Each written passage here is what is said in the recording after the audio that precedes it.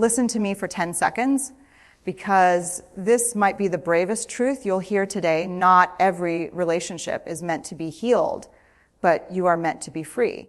Some people will never apologize. Some wounds will never get the closure you deserve.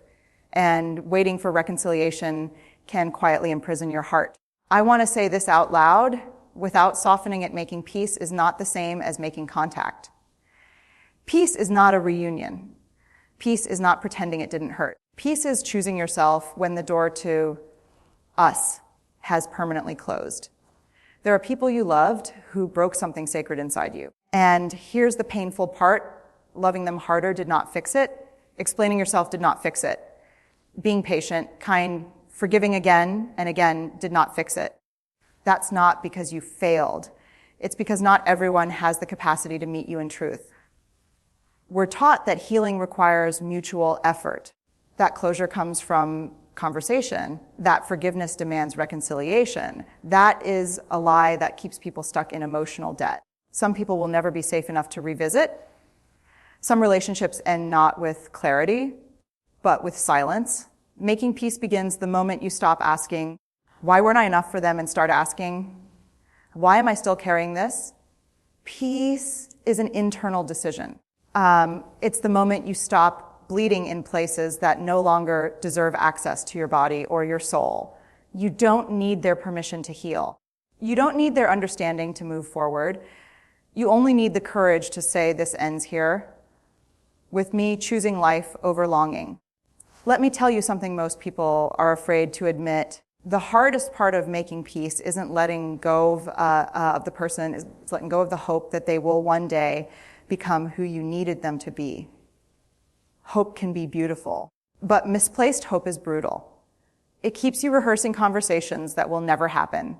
It keeps you replaying memories, looking for proof that they cared more than their actions showed. It keeps you emotionally tied to a version of them that exists only in your mind. Here's the truth you don't want, but need. Some people are not evil. They're just unavailable. And unavailable people don't suddenly become safe because you explain yourself better. They don't grow because you stay longer. They don't heal because you suffer quietly. Making peace means grieving the fantasy, not the person, the fantasy, the imagined apology, the imagined accountability, the imagined moment where they finally say, you were right, I hurt you, I see you now. That moment may never come. And waiting for it keeps you emotionally frozen. Grief is not weakness. Grief is honesty. It's the body's way of saying something mattered and it's gone. When you skip grief, you stay attached. When you honor grief, you loosen the grip. This is where courage shows up. Courage is not confronting them again. Courage is sitting alone with the truth and saying, I wanted more and I didn't get it.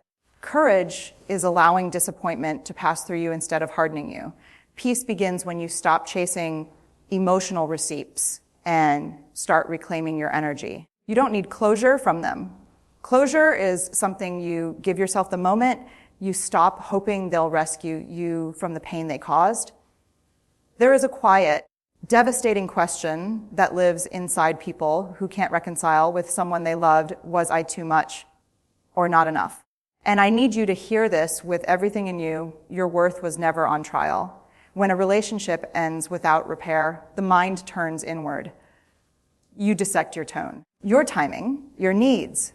You wonder if being softer, quieter, stronger, more patient would have changed the outcome. This is how shame sneaks in, not loudly, but logically. Shame says, if I had been better, they would have stayed. Truth says, if they had been capable, they would have shown up. Making peace means separating responsibility from blame. You are responsible for your healing. You are not responsible for someone else's emotional limitations. You cannot love someone into maturity. You cannot explain someone into empathy. You cannot bleed enough to earn respect. Here's the boundary that changes everything. Stop using their inability to love you well as evidence against yourself. Their silence is not a verdict. Their avoidance is not a diagnosis of your value. Their refusal to repair is not proof that you asked for too much. It's proof that they couldn't give enough. Peace arrives when you tell yourself the truth without cruelty. You can say, I stayed too long without saying I was stupid. You can say, I ignored red flags without saying I deserved what happened. Self-compassion is not self-indulgence. It's accountability without shame.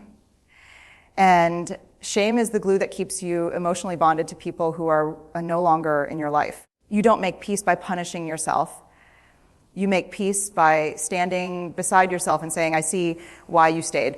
I see why it hurt. And I'm not abandoning you now. There is a moment in every unresolved relationship where you have to face a terrifying truth. They may never understand the impact they had on you. And even harder, they may not care. We want to believe that if someone truly knew how deeply they hurt us, they would change. They would feel remorse. They would reach back. But that belief keeps us emotionally tethered to people who have already moved on, or worse, people who never fully arrived. Making peace requires releasing the need to be understood by the very person who misunderstood you. Let that land. Being seen by them feels like justice. But justice is not the same as healing. Some people protect their self-image at all costs. Accountability threatens the story they tell themselves about who they are. So instead of repairing, they minimize, they deflect, they forget. And when you keep trying to explain your pain to someone committed to not seeing it, you re-traumatize yourself. Peace begins when you stop auditioning your wounds for someone who refuses to listen. When you stop translating your pain into language soft enough for their comfort. When you realize that being unheard does not mean you are unclear. It means they are unavailable. This is where dignity enters the room. Dignity is saying, I will not chase empathy. Dignity is refusing to beg for basic human decency. Dignity is choosing silence over self-betrayal. You don't need their validation to legitimize your pain. Pain is valid because it happened. Period. Understanding is a gift, not a requirement for your healing. When you release the demand for their recognition, something powerful happens. Your nervous system settles. Your body stops bracing for impact. You reclaim your voice by no longer needing to use it to convince someone who is determined not to hear you. Here's something we rarely talk about. Anger is not the enemy of peace. Unexpressed anger is. When reconciliation never happens, anger doesn't disappear. It goes underground. It turns into resentment, exhaustion, numbness. Or worse, it turns inward and becomes self-contempt. You were hurt. Something was taken from you, trust, safety, dignity, time. Of course, there is anger. Anger is the body's way of saying a boundary was violated. It's not a moral failure. It's a signal. Making peace does not mean rising above your anger before you understand it. It means listening to it without letting it run your life. Anger shows you where you mattered. It shows you what should have been protected. But here's the crucial part. Anger wants movement, not residence. When you build a home inside it, it hardens you. When you honor it and let it pass, it strengthens you. Peace comes when you stop asking anger to punish them and start asking it to protect you. What did this experience teach you about your limits, about your values, about what you will never again tolerate? This is where forgiveness is often misunderstood. Forgiveness is not forgetting, it's not excusing, and it is definitely not reconciling. Forgiveness is releasing the hope that the past could have been different. It's choosing not to let what happened define who you become. You can forgive someone and still never speak to them again. You can forgive and still hold the boundary. Forgiveness is an internal act of liberation, not a contract of reunion. When anger is acknowledged, when boundaries are clear, peace becomes possible. Not because what happened was okay, but because you refuse to let it keep poisoning your future. There is a grief that doesn't come with funerals, casseroles, or condolences. The grief of living people you must let go of. And this grief is uniquely lonely because the world expects you to be over it when the person is still breathing somewhere out there. You didn't just lose a person. You lost a future you imagined. Conversations that will never happen. Traditions that will never form. Versions of yourself that only existed in that relationship. That kind of loss deserves to be mourned. Making peace means giving yourself permission to grieve without needing permission from anyone else. You don't need a dramatic ending to justify your sadness. You don't need betrayal on a grand scale. Loss is loss when something meaningful ends. Here's what unresolved grief does if we ignore it. It keeps us emotionally stuck in the moment of rupture. We keep reliving the ending because we never honored it. We keep reaching for what's gone because we never said goodbye. Grief is not linear. Some days you'll feel strong and clear. Other days, a song, a smell, a random memory will take you right back. That doesn't mean you're failing. It means you're human. Peace emerges when you stop fighting the waves and learn how to float. When you allow sadness to come without interpreting it as weakness. When you understand that missing someone does not mean you should return to them. You can love what was real and still accept that it's over. You can honor what mattered without reopening the wound. Grief does not pull you backward. It completes the cycle so you can move forward whole. When you let yourself grieve fully, you stop searching for substitutes. You stop asking the past to give you what only the present can offer. At some point, peace requires a radical shift from asking, why did this happen to me, to asking, what am I going to do with what happened? This is where meaning enters the story, not justification, not silver linings. Meaning, you don't extract meaning to excuse pain. You extract meaning so pain doesn't get the final word. Every unreconciled relationship leaves behind a lesson, and not the shallow kind stitched on a throw pillow. The kind that rewires your instincts, the kind that sharpens your boundaries, the kind that teaches you how to recognize safety before attachment. Making peace means integrating the experience instead of erasing it. You don't pretend it didn't shape you. You acknowledge how it changed your standards, your self-trust, your tolerance for emotional ambiguity. Here's the hard truth. Unresolved relationships often teach us where we abandoned ourselves, where we stayed silent to keep the peace, where we overgave to earn belonging, where we ignored our intuition because we wanted the connection to work. This is not about blame. It's about reclamation. Peace grows when you take those insights and turn them into vows to yourself. I will listen sooner. I will leave earlier. I will not confuse intensity with intimacy. I will not negotiate my dignity. This is how pain becomes wisdom instead of bitterness. Wisdom doesn't make you closed. It makes you discerning. It doesn't harden your heart. It gives it a backbone. You don't need the relationship to come full circle for the lesson to be complete. The moment you change how you show up in your life, the story has already done its work. One of the most powerful and misunderstood parts of making peace is accepting that distance is not cruelty. Distance is often the highest form of self-respect. We're conditioned to believe that staying connected makes us mature, evolved, forgiving. But sometimes staying connected is just a slower way of self-betrayal. Sometimes access is the wound. Peace requires you to decide who gets proximity to your life. Not everyone who mattered in your past earns a role in your future. And that decision doesn't require an explanation, an announcement, or a dramatic exit. Boundaries are not punishments. They are the terms under which you can remain kind without losing yourself. If someone repeatedly crosses your boundaries or refuses to acknowledge them, the most loving thing you can do is step back. This is where guilt shows up. Guilt will tell you that distance means you're heartless, unforgiving, cold. But guilt is often just the echo of old conditioning, the belief that your needs are an inconvenience. Making peace means tolerating the discomfort of being misunderstood. Some people will rewrite the story to avoid accountability.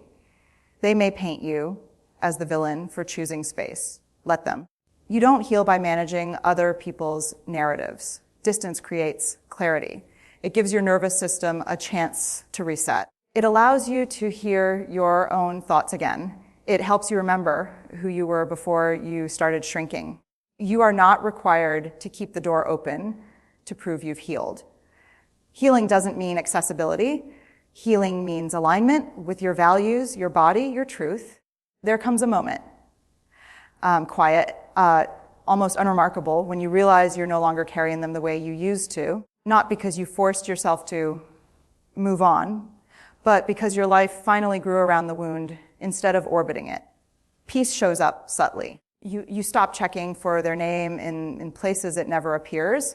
You stop rehearsing what you'd say if they reached out. You stop needing them to stay frozen in blame so your pain makes sense. This is integration. This is maturity. This is the nervous system learning that the danger has passed. Making peace means allowing yourself to live fully without the silent question of what if they changed? What if they apologized? What if you met again? Peace doesn't answer those questions, it releases them. You begin to understand something profound. You don't need to close the door with anger. You can close it with gratitude for what was real, clarity about what wasn't, and resolve about what comes next. This is where self-trust returns. You trust yourself to recognize red flags sooner. You trust yourself to leave when something feels off. You trust yourself to survive disappointment without abandoning who you are. The story stops being about them. It becomes about you, how you rebuilt, how you chose honesty over denial, how you learned to stay. You are no longer trying to make peace with them. You are living in peace with yourself. Here is the ending no one prepares you for. Peace does not arrive with resolution. It arrives with self-loyalty. One day, you will realize you are no longer waiting, not for a message, not for an apology, not for a different ending. You will realize that your life has quietly moved forward, not because the past was fixed, but because you stopped dragging it behind you. Making peace with people you'll never reconcile with is an act of deep courage. It is choosing to stop reopening wounds that were never meant to heal in contact. It is accepting that some chapters end without explanation, and that meaning is something you create, not something you receive. You don't need to forgive perfectly. You don't need to understand everything. You don't need to rewrite the story to make it prettier. You only need to decide that your future deserves more energy than your resentment. Peace is not indifference. It's compassion without access, love without attachment, memory without longing. And the final truth, this is how you know you've made peace. You no longer need them to be different for you to be okay. Their absence no longer defines you. Their silence no longer hurts you. Their inability no longer limits you. You walk forward whole, not hardened, not bitter, just honest. And that is not weakness. That is emotional freedom.